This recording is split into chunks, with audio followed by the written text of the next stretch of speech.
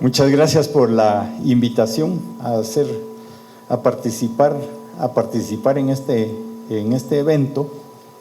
Y bueno, ojalá los logre interesar en estos temas. Entonces, lo que se me pidió sobre lo que hablara es sobre la evolución del volcán Santiaguito y cuáles fueron los orígenes que produjeron eso.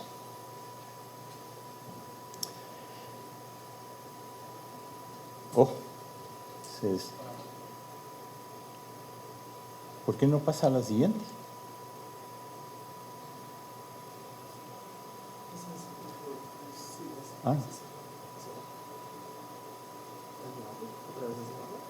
Sí, pero ahí estamos. Bueno,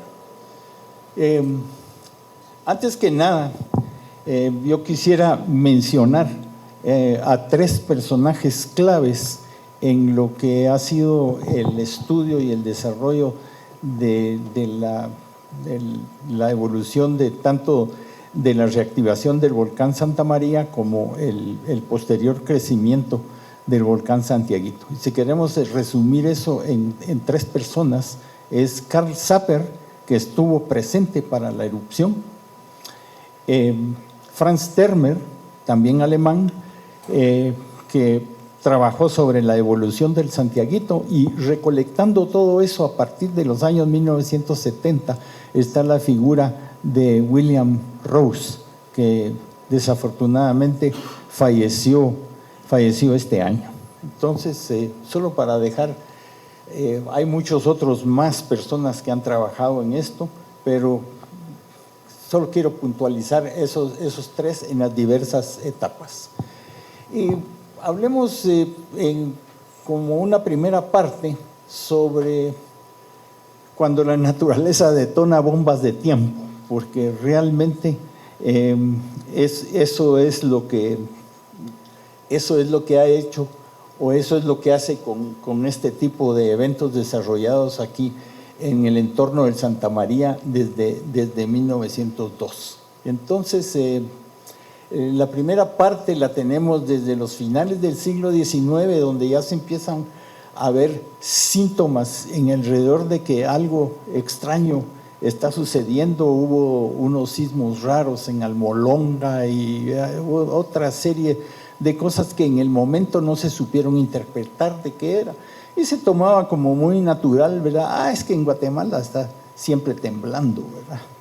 Realmente hoy en día, el doctor Ventura mencionó eso hace unos momentos, hoy en día ya cuando se hacen los estudios, los reconocimientos y todo eso, hay una mayor experiencia para detectar síntomas que antes ni se les prestaba atención. Por ejemplo, hoy sabemos que con toda probabilidad el próximo volcán que va a repetir un episodio parecido al que el Santa María empezó en 1902 va a ser el Tacaná. Entonces, en algún momento nos tenemos que ir preparando para eso, pero eso es ya algo que hoy se conoce, que lo tenemos, no sabemos cuándo, pero lo tenemos en el camino, y eso es la importancia de recolectar toda esta serie de datos. Todos hemos visto el Santa María, ¿verdad? Uno de los volcanes con la silueta más hermosa en nuestro país, ¿verdad? Y bueno, pero si ustedes se remontan al siglo XIX, no había un geólogo, un vulcanólogo que diera 5 centavos por el Santa María.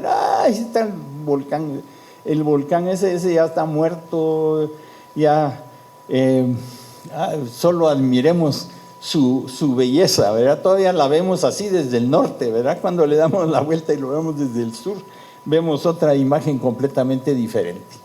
Lo importante aquí es que la actividad volcánica cambia de un siglo para otro. Por ejemplo, este es un mapa de finales del siglo XIX. Ahí el volcán Santa María, apenas que lo mencionan, ¿verdad?, estaba inactivo. El Pacaya, aunque había tenido erupciones graves recurrentes, se consideraba inactivo en ese tiempo. Y sin embargo, los activos del fuego y el Atitlán, ¿verdad? Hoy nadie piensa en el Atitlán como un volcán activo. De manera que todo esto va cambiando.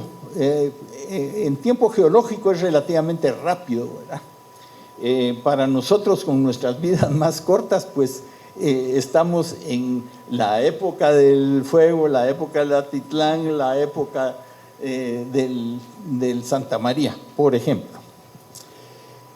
Para tener un volcanismo como el de Guatemala necesitamos una zona tectónica que se llama de subducción.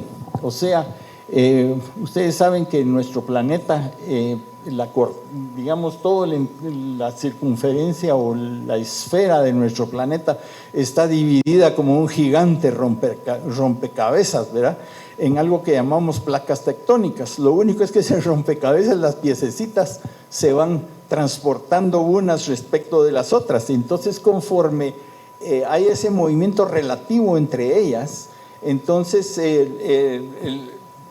la principal consecuencia que tenemos de eso son los sismos, los terremotos. Miremos aquí en el entorno de Guatemala. Tengo que ser rápido y breve, no me puedo detener mucho más tiempo en todo esto, pero tenemos una placa tectónica que está debajo del Océano Pacífico, que migra hacia el norte y se mete debajo de la corteza continental de Guatemala. Al irse metiendo hacia abajo va rozan entre las dos, y entonces produce sismos, pequeños temblores, pero recurrentemente produce sismos mayores. Ahí hay un punto, eso de zona sombreada, que como para ilustrar, están engarzadas las dos placas, una empuja hacia arriba y de repente ya el esfuerzo no se sostiene, y entonces hay un dislocamiento súbito, y se produce un sismo. Pero hay un fenómeno, gracias por la pista. Hay un fenómeno adicional que debemos considerar. Aquí estamos viendo una sección. Entonces, aquí viene la placa litosférica del Coco, se mete debajo de esa litosfera continental que en el sur de Guatemala es la placa del Caribe, y al irse metiendo,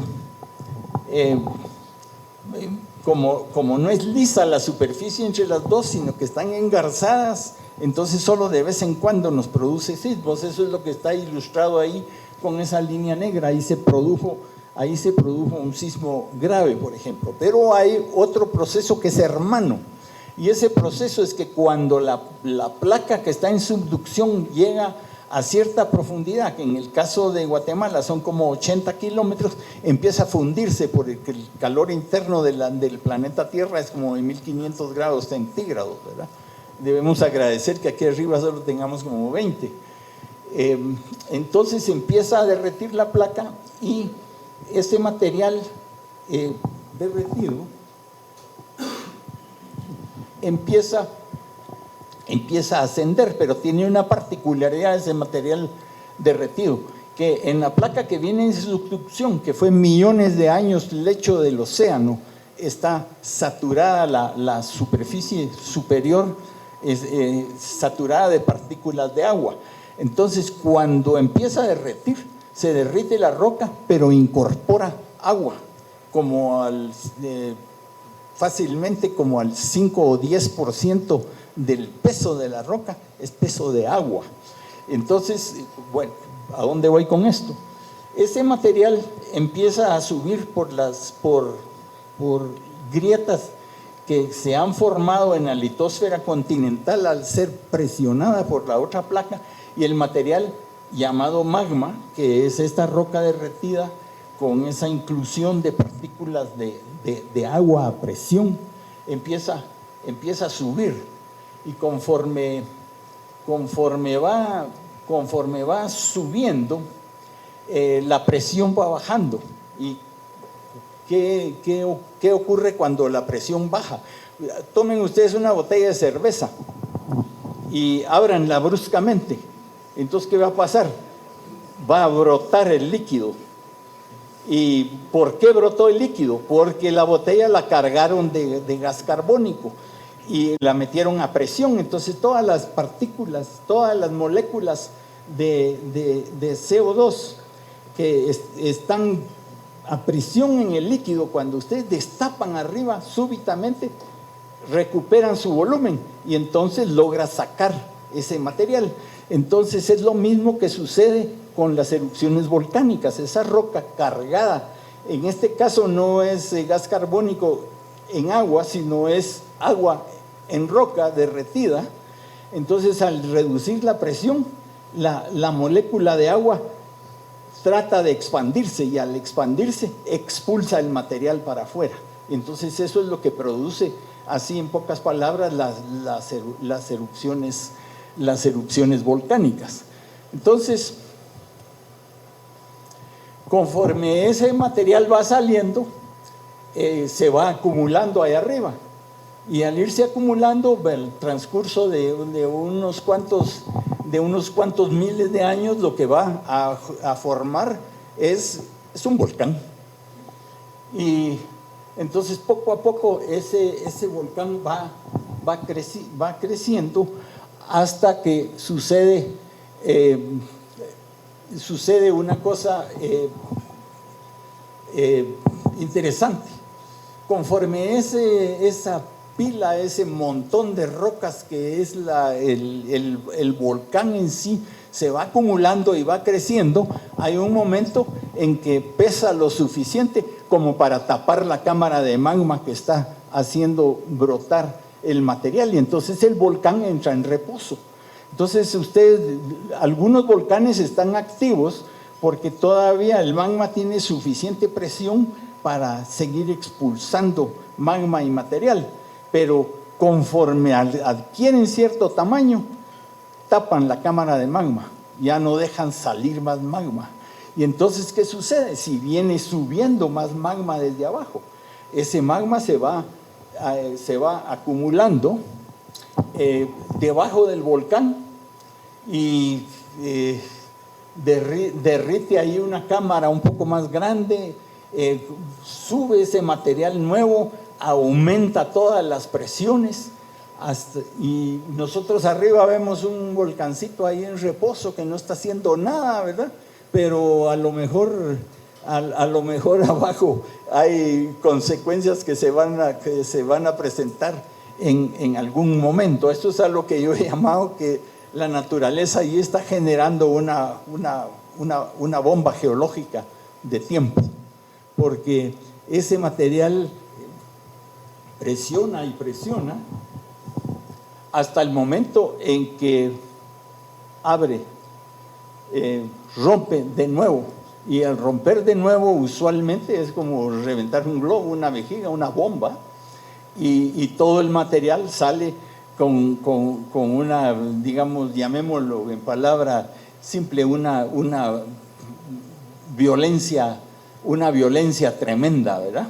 Y en medio de esa violencia, al literalmente explotar en ese momento inicial, puede ser que dañe el edificio volcánico que originalmente hay un ejemplo muy claro que este es el volcán St. Helens en el noroeste de los Estados Unidos, y en 1980 tuvo una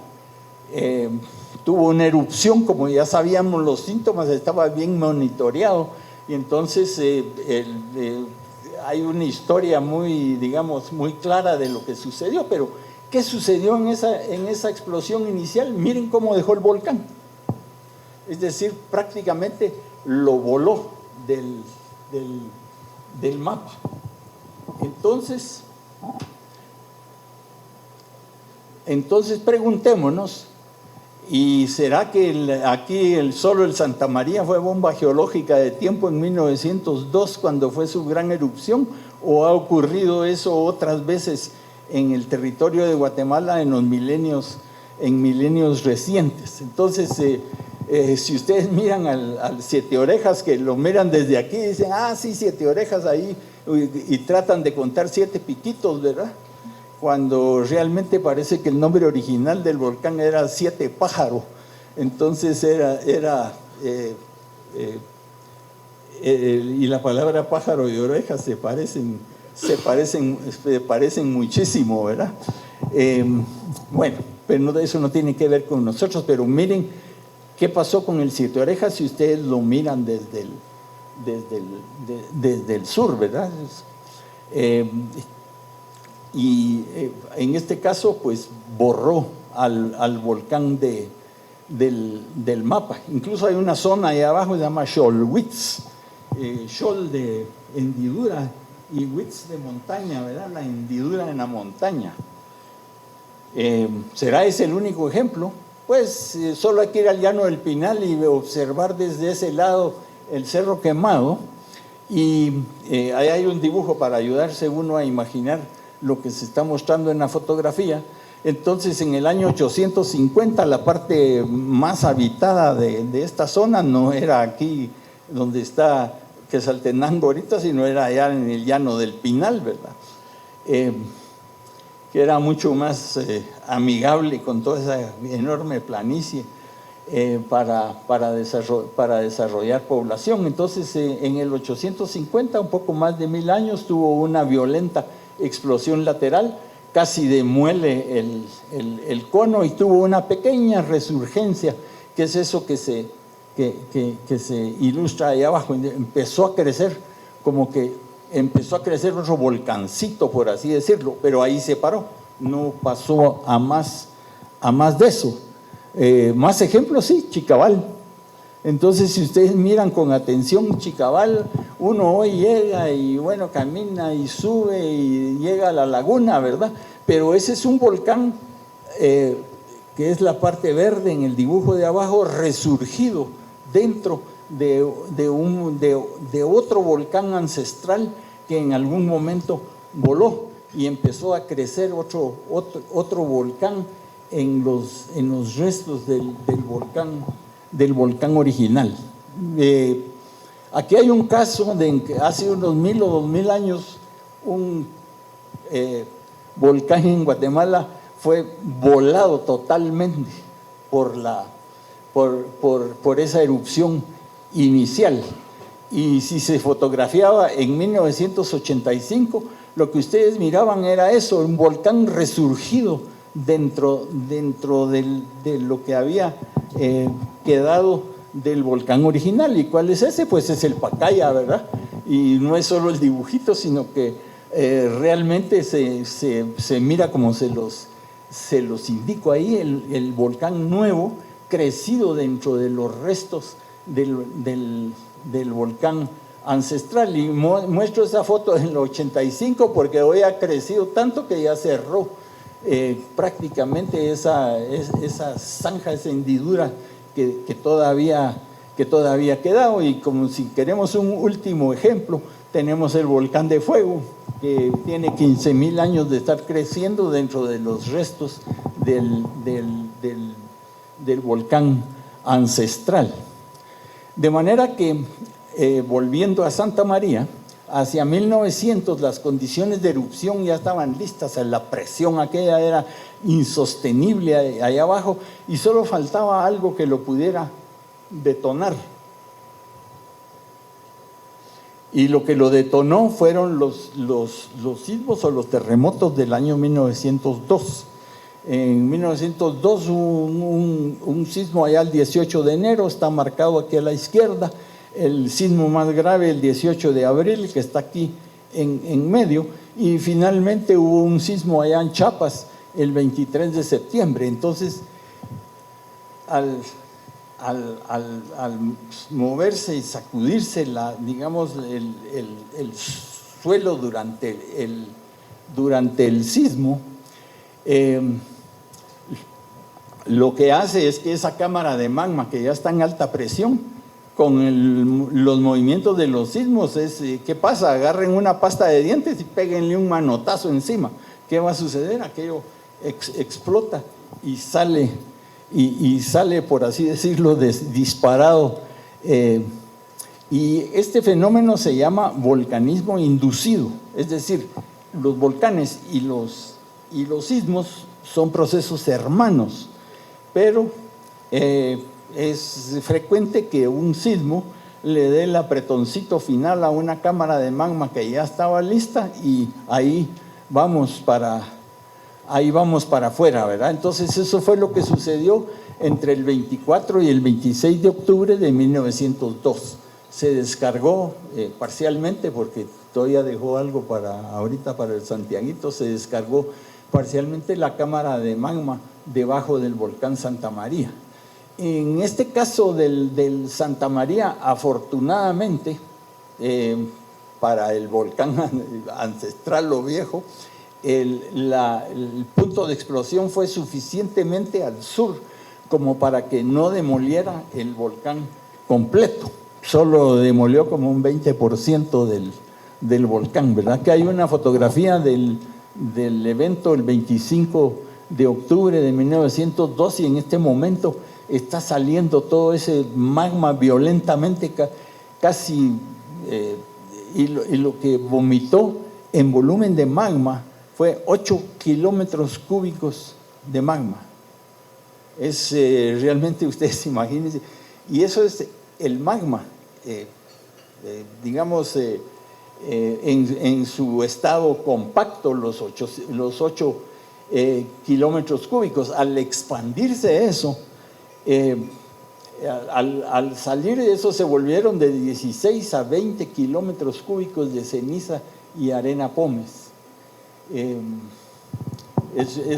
Y eso lo sube la columna, en este caso la columna subió por lo menos 28 kilómetros de altura y de ahí se reparte. Y lo que hizo en esa ocasión, solo en esas 30 horas, fue echar material ahí desde casi 2 metros de espesor, aquí cerca de San Martín, Zacatepeques, hasta unas fracciones de centímetro en toda el área que ustedes están viendo. Esta fue la de las erupciones en el planeta Tierra, fue la tercera erupción en volumen en el siglo XX.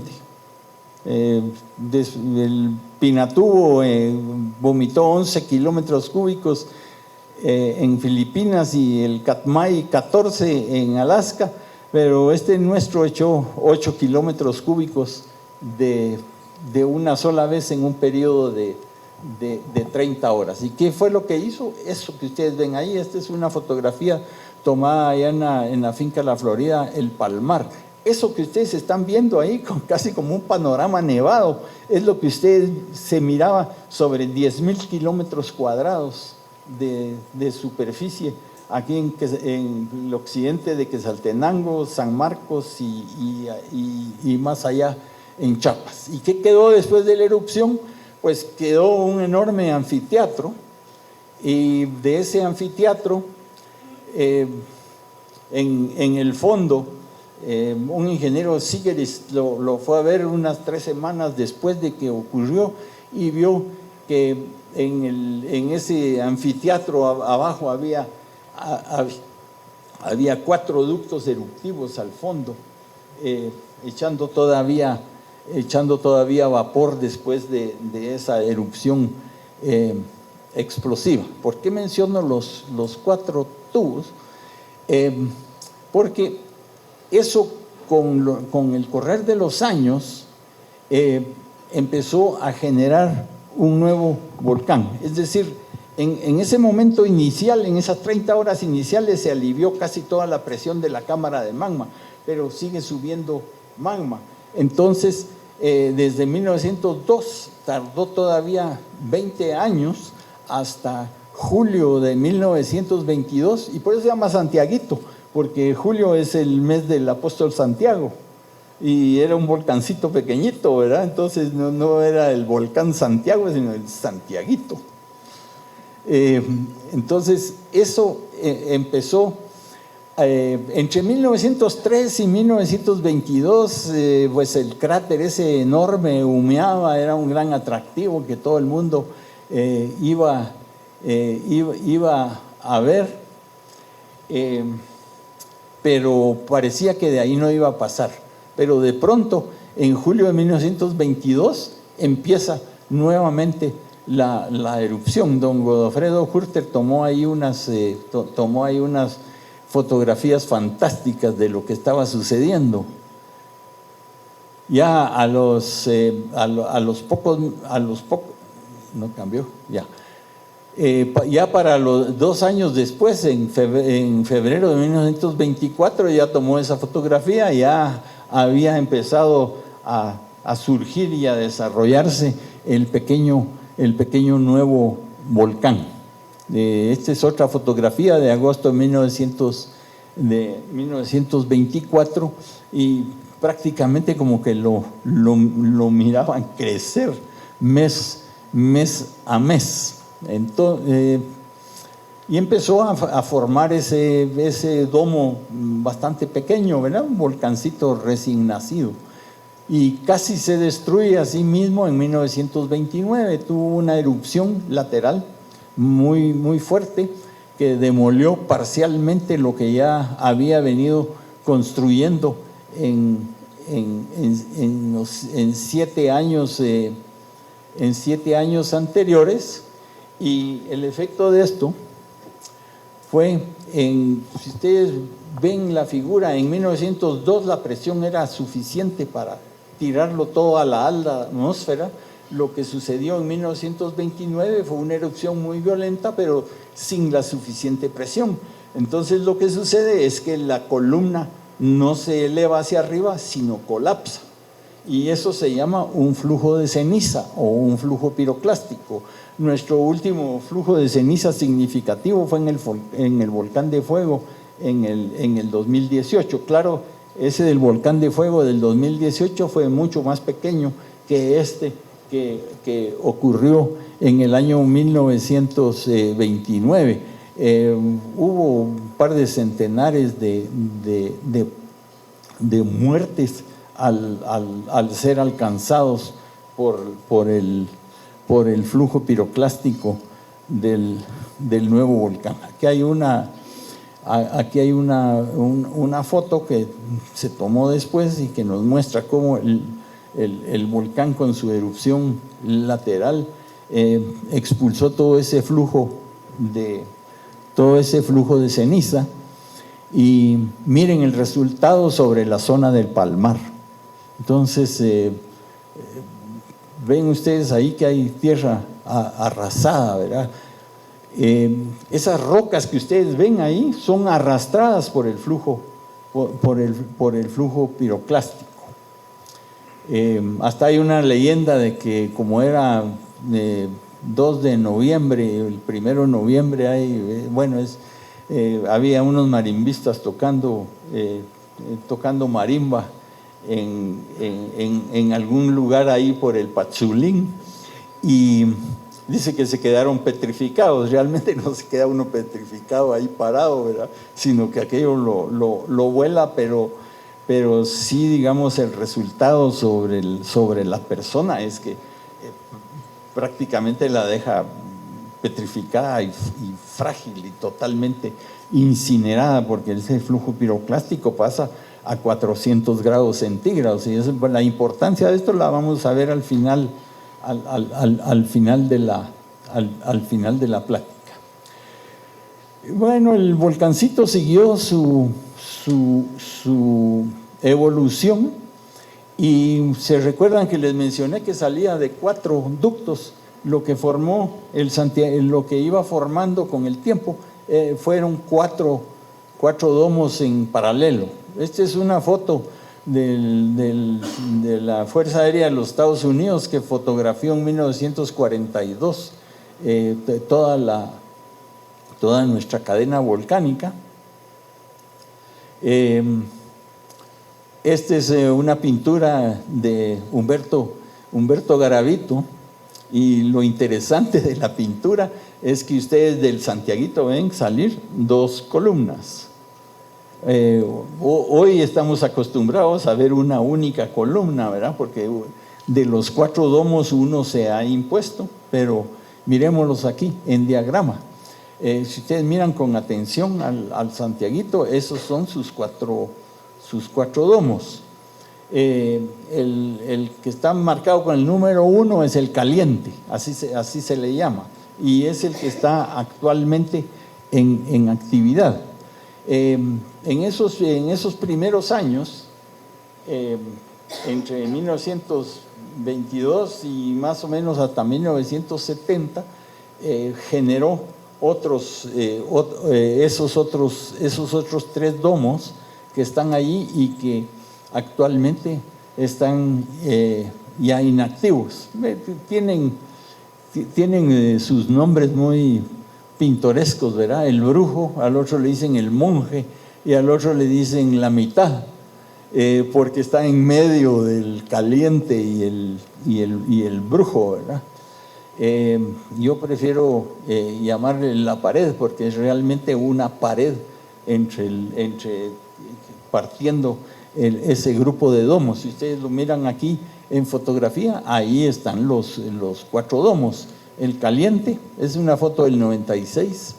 El caliente, miren la pared, ¿verdad? Es ese domo que se ha generado ahí enseguida. Ahí después está el monje y después está el brujo. Entonces uno tiende a ver uno solo de los volcanes, ¿verdad? Todavía podemos, con el tiempo, el caliente cuando vaya creciendo, pues va a tapar va a tapar a todos sus demás hermanos, ¿verdad?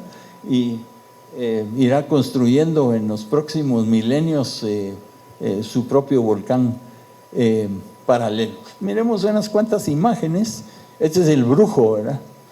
Yo no sé si le llamaron el brujo por esa piedra que está en la cumbre, que para mí tiene pues la cara de un brujo, ¿verdad? A lo mejor por eso le pusieron así. Este es el monje. ¿Por qué le pusieron el monje? No me pregunten, ¿verdad? Pero ahí hay unos buenos lugares para acampar. Ahí están las tiendas de campaña, miren. Y la pared, o la mitad, lo protege a uno del caliente. Entonces uno puede ascender al Santiaguito del lado del brujo y el monje y estar protegido del caliente por ese otro domo que podemos llamar la pared. Es ¿verdad? Y la cumbre más alta del Santiaguito ha sido precisamente ese domo. Lo interesante que tiene es que ese no hace erupción como estamos acostumbrados a ver las erupciones trombolianas de la expulsión de nubes de tefra, sino que ahí el magma ha salido casi sólido, entonces ha generado esa especie de escultura ahí. Esto pues la muestro solo porque todas estas fotos es interesante ver todas esas particularidades del volcán, ¿verdad? Ahí desde otro ángulo pues podemos ver ahí el monje a un lado y la pared o mitad en el otro con su cumbre hasta arriba, ¿verdad? Miremos unas imágenes de la actividad eruptiva en el caliente. Si ustedes miran al caliente desde el Santa María, miran eso. ¿Desde dónde creen ustedes que podría salir una erupción? Entonces uno señala el cráter ese que hay a la mano derecha, ¿verdad? Entonces dice, por ahí salen las erupciones. Miren esto. Este es un episodio eruptivo. Miren dónde está empezando a salir la erupción. Ahí. No salió del cráter, sino sale de ese otro como colador que tiene a la par. Disculpen que use esos términos, pero como que eso ilustra mejor y por fin termina su episodio eruptivo. Claro que a veces se pone más enojado, y aquí hay una foto de las erupciones. Tienen diferentes grados, ¿verdad? Esa que ustedes vieron en los anteriores se llama erupción stromboliana, son volutas relativamente pequeñas de magma, y se llama stromboliana porque esa es la actividad en el volcán Stromboli en Italia, ¿verdad? Esta se llama vulcaniana, ¿verdad? Ya es una cosa más seria. La que les mostré anteriormente de 1902 se llama actividad pliniana, que esos son los diversos grados de erupción. Entonces, Santiaguito pues de vez en cuando hace una de estas cosas, ¿verdad? Entonces, solo para terminar, miremos unas palabras sobre las principales amenazas que presenta el Santiaguito actualmente. La principal es que, digamos, expulsa con sus trombolianas toda esa cantidad de pequeñas piedras, piedrecitas como piedrín, que se llaman lápili, y arena, ¿verdad? Entonces todo eso cae sobre el entorno y está ahí para que con la época de lluvias ese material empieza a ser arrastrado. Entonces esa es una de las amenazas que tiene este volcán en gran actividad, ¿verdad? Ahí miran ustedes cuáles son las consecuencias de todo ese arrastre de material asolvado. No lo debemos ver tan negativamente porque eso, al bajar de la cadena de volcanes, ha formado nuestra costa sur. Tenemos costa sur, tenemos Suchitepeque, Retaleu, Escuintla y Santa Rosa, gracias a ese proceso que al sur de los volcanes ha depositado el material. Incluso por eso le cambia de curso a los ríos, ¿verdad? Porque se asolva más en un lado, entonces el río se cambia de lugar. Los propietarios de terrenos, pues lógicamente empiezan no les va bien, ¿verdad? Pero esa molestia, digamos, es la que nos ha permitido tener la costa sur. Pero tiene sus peros, ¿verdad? Muchas veces eso viene en tales cantidades y proporciones que asolva, inunda de lodos, a los cuales llamamos lahares extensas regiones. Eso que ustedes ven ahí es lo que llaman el Palmar Viejo, ¿verdad? El Palmar estuvo en la población del Palmar, estuvo en cierto punto, y hace como unos 35 o casi 40 años que empezó a asolvar toda la zona de la población y decidieron mudar el pueblo. Por eso hoy hay un nuevo Palmar, ¿verdad? Y está todas esas ruinas del Palmar original. Aquí hay algo que hemos platicado aquí con Víctor Carol, ¿verdad? Conforme va asolvando, este es el río Samalá, ¿verdad? Entonces empieza a subir, empieza a llenar, y cada vez el agua está más cerca de la infraestructura. Entonces, para paliar esta amenaza de que, digamos, va rellenando, lo que se hace es dragar el río para tratar de mantenerlo bajo, pero conforme va pasando el tiempo se va volviendo casi más inútil el dragado, porque cada vez va poniendo más y más material, de manera que ahorita, digamos, con una buena crecida, ya el agua del Samalá puede llegar, en este caso, al puente Castillo Armas. Y si ustedes examinan la situación del Castillo Armas, es una cosa de llamar la atención, y que yo creo que hay que ponerle atención lo más pronto posible. porque hemos dejado prácticamente que se incube una situación de alto riesgo. O sea, eso va a llegar ahí y hay otro problema, que ese puente es una estructura del año 1958 con capacidades de carga que ya son inadecuadas. Digamos, la estructura se va volviendo obsoleta, como parte de lo que nos habló el doctor Ventura hace unos minutos, y por no prestarle atención suficiente a eso, va a llegar el momento en que se lleva al Castillo Armas. Y ahorita tenían el plan de hacer el puente paralelo, ¿verdad? Pero con las cosas aquellas de Odebrecht y pararon toda la construcción y la mejora de la CA2. Entonces, ¿qué pasa si se va al Castillo Armas? Solo ese puente es toda la comunicación hacia el sur de San Marcos y hacia la frontera de México, ¿verdad? Eso, si en algún momento ese puente cede con la situación actual, vamos a tener enormes problemas vamos a tener enormes problemas en el país. Son de las cosas que tenemos que ir aprendiendo a ver y a visualizar dónde se están generando riesgos que cuando llegue el momento ay, sí, debimos haber atendido eso, ¿verdad? Hay otro riesgo mucho más difícil de manejar. Les mostré el área en el Palmar que cubrió el flujo piroclástico de 1929, ¿verdad?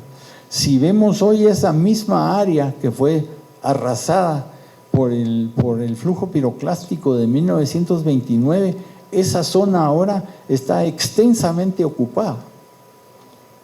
Ahí se han vuelto a desarrollar las fincas, caseríos, colonias y otra serie de lugares, y como ya no se está pensando en la amenaza de un flujo piroclástico significativo, entonces sencillamente estamos construyendo ahí.